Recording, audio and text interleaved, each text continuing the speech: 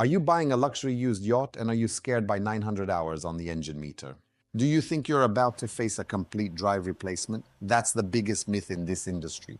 In today's episode, I will prove to you that marine engines can work practically forever, and the true enemy of your luxury and peace is hiding deep beneath the floor.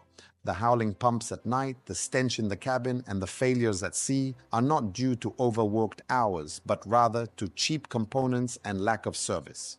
I will show you today how the best build, Azimut, Sunseeker, Princess, and Cranchi, and what you really need to pay attention to when buying a yacht up to 70 feet. Stay until the end, because this knowledge will save your wallet and vacation. Let's get started. Welcome to WYachtsMonaco channel. When I talk to clients looking for their dream motor yacht in the 70-foot segment, whether it's Azimut, Sunseeker, Princess, or Cranchi, I often hear concern in their voices. This yacht has 900 of engine hours. Is that already too much? Subconsciously, we transfer our habits from passenger cars to powerful industrial marine machines. Today, I'm taking you to a place that many guests never visit, below deck to the engine room. I will prove to you today that if you take care of them, the marine engines of giants like MAN, Volvo, Penta, Cummins, or MTU can work properly for almost forever. Your yacht will become morally outdated sooner than its engines will wear out. I will also show you why in yachts up to 70 feet, in emergencies and the absence of luxury, completely different, small, and often cheap components are decisive. Let's start by dispelling the myth of the engine itself. A typical marine gasoline engine begins to have problems after about 1,000 hours, and at 1,500 hours, it often requires a major overhaul. On the other hand, marine diesels are built with massive crankshafts and powerful heads designed to withstand titanic pressures. Let's do some simple math. Let's assume extremely intensive usage in a rigorous charter, generating 600 hours per year. You maintain this pace for 15 years. We achieve 9,000 hours on the clock. From an engineer's perspective, 9,000 hours is often just half of the optimal life of an engine before the first major overhaul. The engine manufacturer MTU officially defines the lifespan of its latest machines at up to 25 years of continuous operation, reaching in some profiles from 54,000 to an abstract 96,000 hours. But here's the catch. These machines will live forever only under one condition: absolutely uncompromising service. It's not the hours that kill the engine, but the owner's neglect. For the engine to last for decades, you must adhere to a rigorous schedule. Changing the oil and filters is absolutely essential. Equally crucial is checking the cooling system, replacing the rubber impellers of the seawater pump, known as impellers, every 250 hours or every season is your insurance policy against disaster. A yacht engine with 4,000 hours of use, which had its oil and filters changed like clockwork, is in infinitely better condition than one with 500 hours that hasn't seen a mechanic in 5 years. And now the biggest curiosity. Marine diesels not only do not fear hard work, they actually crave it. The worst thing you can do for the engine is to start it for a moment to move the yacht in the marina, or to let it run for many hours at idle. For a diesel engine to operate correctly, it needs a strong load to reach a high temperature. At idle, the pressure is too low and the piston rings do not seal. Unburned fuel mixes with soot.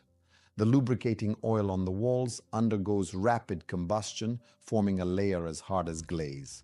This phenomenon is called glazing or cylinder glazing. Hard deposits scratch the interior and fuel thins the oil. The conclusion: don't be afraid to sail fast, your engines love it. The same applies to generators of brands such as Cummins Onan or Northern Lights. People see 2,000 hours and panic, while a well-maintained generator can run for even several tens of thousands of hours. The real killer of the generator is the phenomenon of wet stacking, which is operation under too little load. If you turn on a big generator just to charge a mobile phone, the exhaust system spews unburned oil mixed with soot, creating a sticky tar that blocks the valves. Since it's not engine hours, what destroys yachts? The answer is the environment, more specifically, seawater. In yachts up to 70 feet, you rarely have a full-time onboard engineer, so you are left to your own devices. Salt is a silent killer. If seawater penetrates the hot engine room, it instantly crystallizes on engine components and in heat exchangers, blocking the flow. The effect? Engine overheating and head cracking. Salt fog also damages cable insulation. Therefore, after every return from the sea, it is necessary to use the engine and generator flushing system with fresh water, known as a freshwater flush. A clean, dry bilge is the most important insurance policy for your boat. Now, let's move on to what really determines luxury on the water. When buying a boat, we see beautiful veneer and electronics, but comfort depends on the pipes and pumps hidden beneath the floor. This is where the brutal difference between cheaper yachts and the premium segment is evident. In cheaper boats, mass membrane freshwater pumps are often used from brands like Jabsco, Whale, Sureflow, or Seaflow. They are inexpensive to purchase but noisy, vibrate, and their pressure switches are extremely unreliable. The result? Annoying noises and pressure cycling in the middle of the night. Therefore, top-tier shipyards are turning to marine-class solutions. Brilliant Italian Gianeschi pumps, cast entirely from bronze, or advanced gear pumps from Marco, which have variable speed and accelerate smoothly depending on how hard you turn the tap, guaranteeing absolute silence. In turn, for grey water from showers full of soap and hair, the best use automatic pumps such as the stainless steel Tecma Sani-Split.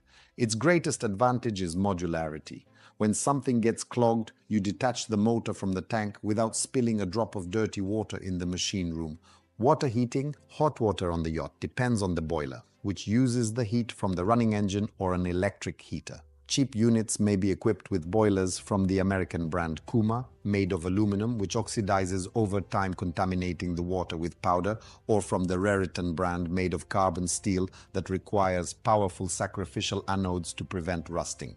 Luxury refers to Swedish products from the Isotemp line. They feature an internal chamber and a coil made entirely of high-quality, corrosion-resistant marine stainless steel 316L, along with outstanding insulation made of thick polyurethane foam. The water in them remains hot even after several hours of turning off the engine. They also have a key thermostatic valve. The fluid from the engine can heat the water to 75 degrees, and this valve automatically mixes boiling water with cold water, protecting you and your children from dangerous burns. And finally, the key issue. What most ruins luxury on a yacht? A bad smell from the engine room. And note, it is almost never the fault of a cracked black water tank. The blame lies with installation errors and cheap materials. There is a phenomenon of hose permeation. Cheap standard PVC or regular rubber hoses eventually allow odors at the molecular level to pass through.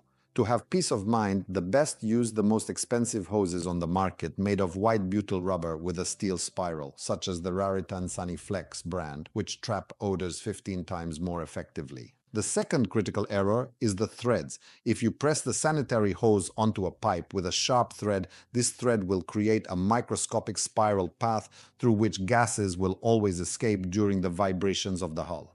Professionals use only smooth adapters and absolutely secure them with double stainless steel clamps. How do leading shipyards in the class up to 70 feet approach the retention of these fluids? The Italian Azimut in the 72 Fly model uses powerful steel tanks for fresh water and fuel to minimize the center of gravity. On the other hand, for the highly corrosive water from toilets, it uses seamless polyethylene tanks with carbon filtration systems. British Sunseeker, for example, in the Manhattan 68 model, known for maximizing the packing of systems below deck, forms powerful tanks directly from thick fiberglass laminate. The construction from this composite physically excludes the chemical penetration of odors into the cabins. On the other hand, the Princess Shipyard in the F70 model utilized higher leak technology, forming huge hulls from a special marine aluminum alloy NS8, which excellently absorbs wave vibrations. The historic Italian shipyard Cranchi installs uncompromising polyethylene tanks with a gigantic capacity in its largest models, designed for strong port flushing under high pressure. Polyethylene simply does not corrode under the influence of aggressive discharges. In summary, dear future ship owners, stop being afraid of the numbers on the counter. 1,000, 2,000, or 5,000 hours is just a warm-up for powerful marine engines. However, the true ticket to their eternal life is the rigorous and uncompromising service. Filters, oil, and impellers changed exactly on time. When buying a yacht, instead of just looking at the number of hours worked, take a deep look into the engine room. Check if there is any crystallized salt, check what exact pumps were used and if the hoses have double clamps. Quiet bronze pumps, steel boilers, and absolutely airtight butyl sanitary hoses make a real difference between a holiday horror and five-star luxury on the water. Thank you for watching this episode. If I addressed your concerns, please give a thumbs up and subscribe to the WYachtsMonaco channel. And if you have questions about specific technical solutions or are looking for a yacht that will guarantee you absolute peace of mind, feel free to leave a comment. See you on the water.